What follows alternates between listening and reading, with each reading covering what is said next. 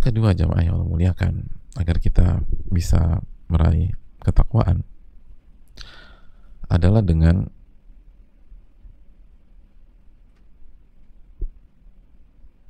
menyadari dan meyakini apa status kita.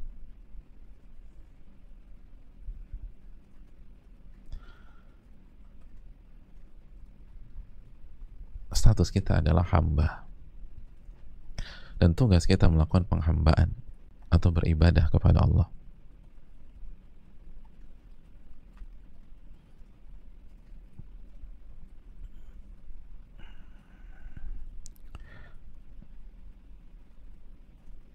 Status kita hamba, dan tugas kita melakukan penghambaan kepada Allah. Itu dia ingat. Itu harus terus diingat. Itulah yang Allah firmankan dalam surat Al-Baqarah ayat 21.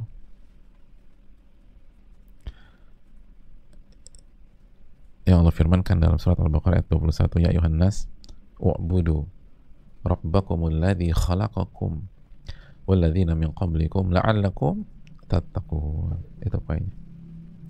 Wahai manusia,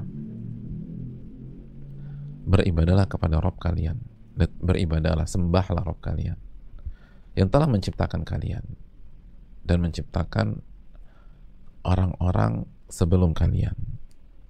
Allah ingatkan kembali lagi, siapa kita? Kita hanya makhluk, kita hanya hamba, kita tuh diciptakan. Maka jadilah seorang hamba, hambakan diri kepada Allah. Jadilah seorang hamba dan hambakan diri kita kepada Allah. Jadilah seorang hamba dan beribadahlah kepada Allah. Beribadah kepada pencipta kita. Apa yang akan kita dapatkan? La'allakum tattaqun. Kalau kalian lakukan itu, kalian akan bertakwa. Karena sejatinya takwa adalah menjalankan perintah dan menjauhi larangan. Bertakwalah kepada Allah Subhanahu wa ta'ala.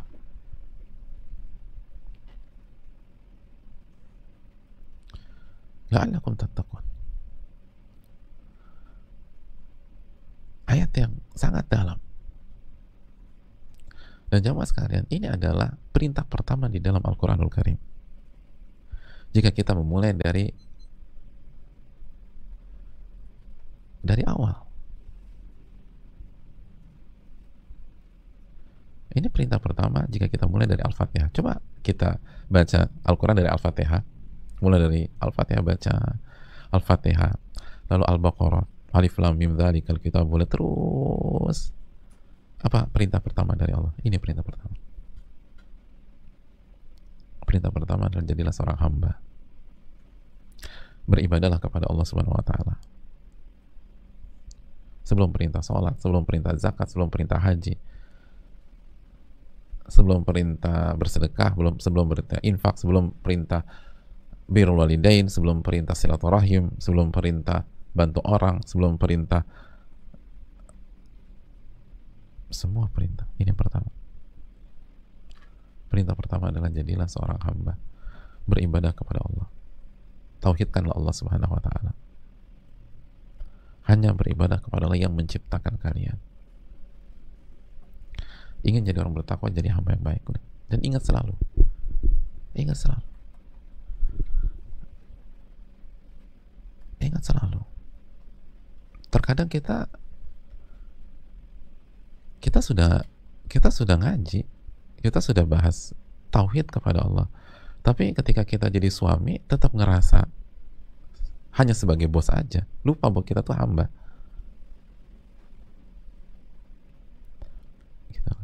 Lupa bahwa kita tuh hamba pada saat kita jadi suami, pada saat kita jadi orang tua ngadepin anak, lupa bahwa kita nih hamba. Saat kita naik mobil gitu sama supir kita, lupa kita nih hamba. Pas ngadepin supir nih, lupa. Pas ngadepin pembantu, lupa bahwa kita nih hamba. Pas ngadepin staff, lupa. Pas ngadepin pegawai, lupa bahwa kita nih hamba.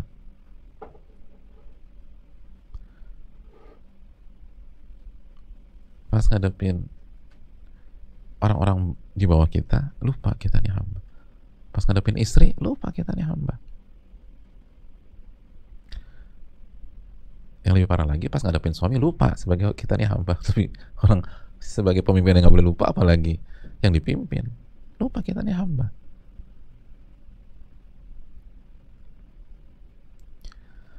Makanya kita nggak dapat ketakwaan. Pas kita lagi sakit lupa kita nih hamba. Hamba yang harus sabar ngadepin takdir. Kan Allah perintahkan sabar. Yang nggak punya wewenang. Terus marah-marah sama dokter segala macam, ini gara-gara ini loh, atau ini gara-gara ketemu si A atau ketemu si B saya jadi positif pas swabnya. Loh, Anda nggak mikir sebaliknya? Bisa jadi dia positif gara-gara ketemu Anda.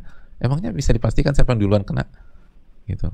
Misalnya kita punya teman namanya si Fulan tes swab positif. Sebelumnya kita ketemu, akhirnya kita deg-degan kan. Terus kita tes swab lagi, ternyata benar positif. Kecenderungan di masyarakat, siapa yang duduk di kursi persakitan dan siapa yang nyalahin? Kecenderungannya yang swab terakhir akan menyalahkan yang swab yang pertama, ya nggak sih? Padahal belum tentu juga. Bisa jadi misalnya si Fulan sama si Alan gitu loh. Itu biasa bahasa orang Arab kalau bicara anonim itu Fulan dan Alan. Si Fulan tes swab positif. Begitu tes positif dikasih tahu dapat isukan si Fulan ini positif. Oh, jadi deg-degan. Terus pada cek swab si Alan nih cek swab juga ternyata positif. Atau kita salahin si Fulan ini gara-gara ketemu dia. Padahal belum tentu juga. Bisa jadi si Fulan positif gara-gara ketemu si Alan. Tapi dia aja duluan swab. Jadi dia ketahuan duluan. Dan itu bukan isunya. Isunya adalah sudahkah kita menyadari status kita adalah seorang hamba? Atau ketika swab kita negatif, atau selama pandemi ini alhamdulillah kasih kesehatan sama kita, gak ada sakit sama sekali. Nah, kita sering lupa bahwa kita ini hamba. Akhirnya gak bersyukur sama Allah. Dia pikir dia sehat gara-gara dia jago jago maintenance diri dia, jago pola tidurnya, makannya bergizi, makanan sehat.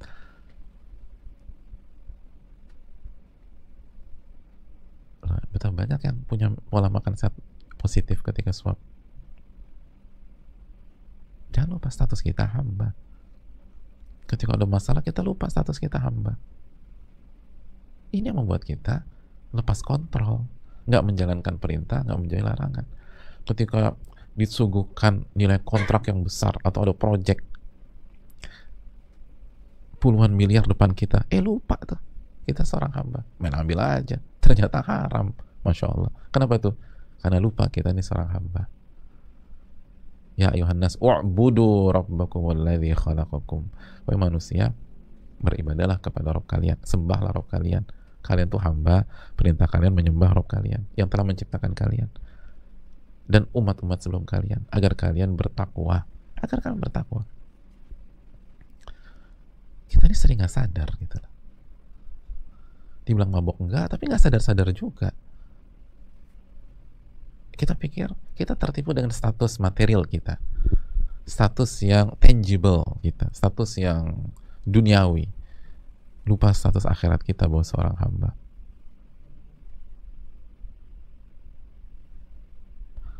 Itu yang perlu kita katakan, itu yang perlu kita camkan.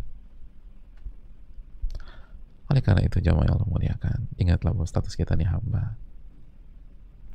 Selama kita berusaha melawan status ini, nggak akan bisa tenang hidup kita dan nggak akan bisa bertakwa kepada Allah Subhanahu Wa Taala. Kan begitu. Kita nggak akan sabar ngadepin masalah, nggak akan sabar ngadepin ujian, nggak akan bersyukur ketika menghadapi kenikmatan.